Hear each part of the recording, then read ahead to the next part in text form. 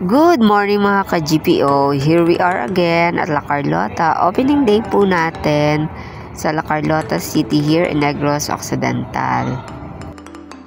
Guys, magdidilim na po. So, target natin nga makahanap ng uulamin this for tonight. Gusto ko po i-explore dito yung market ng La Carlota. As of now, po kasi it's market day here in La Carlota. Suddenly medyo pauwi na sila ngayon, so nagliligpit na yung iba para mamaya malinis na dito yung area. Guys, kaninang umaga sobrang dami ng tao hanggang hapon po.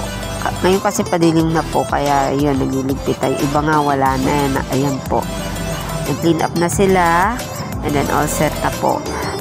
Guys, punta muna kami dun sa market. Maghanap tayo ng uulamin natin for tonight's dinner. Ayan. Yan po, kanina daming tao dito. Gusto ko mamili, kaso nga lang medyo busy din tayo kanina sa pag-serve ng mga tao sa Gcash at saka sa milk tea and coffee shop. Ayan po.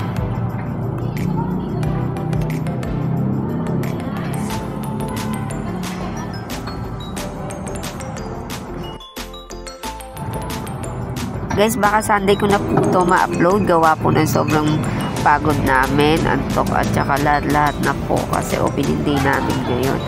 Ayan po, medyo hindi pa namin dito familiar yung market nila. So, ilang tao din na pagtanungan namin kung saan nagbebenta ng isda.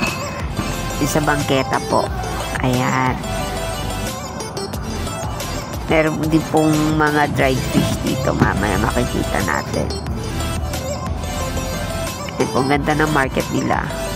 Kumbaga buhay yung kalakalan dito ng La Carlota. As in, daming tao, daming paninda, kompleto lahat po. Ayan, mga daing, tuyo. Lahat po ng klase, kahit bagoong. Ayan po. Kagandahan dito, sobrang mura ng paninda nila guys. Compare sa atin dito sa Bacolod. Ayan po. And, bumili kami ng mangga kasi sobrang nakakatakam sa itsura, tsaka fresh na fresh talaga. Ayan, tsaka yung sweet corn.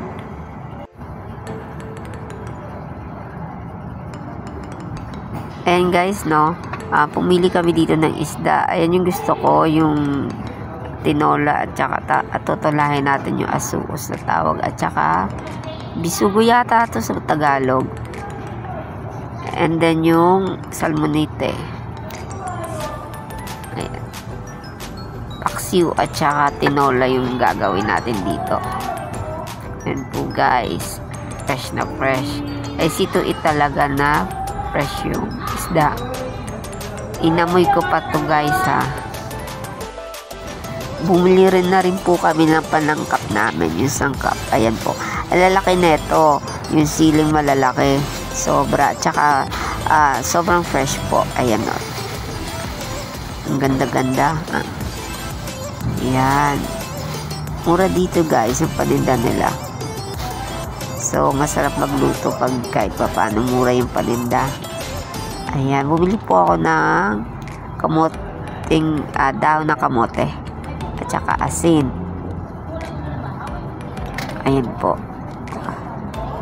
Lutuin namin to sa boarding house. And then, para ulamin natin mamaya. Ayan guys, no, lalagay na lang natin sa lagay na namin sa kawali at saka papuyan. Ayan, paksiw. Ayan, tingnan nyo. Ako nagluto niyan. Nakakamiss kasi ilang months na ako hindi nakapagluto.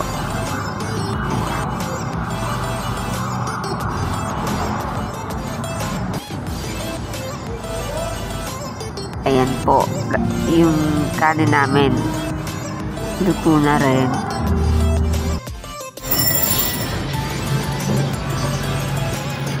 Guys, nag-prepare din po ako ng pangtola namin kasi para na-drain kami sa init kaninang umaga. Hanggang maghapon na sa first day of our opening here in La Carlota. Kaya napuluto na po. Guys, thank you so much for supporting our small business here in La Carlota. Kita kits po. God bless.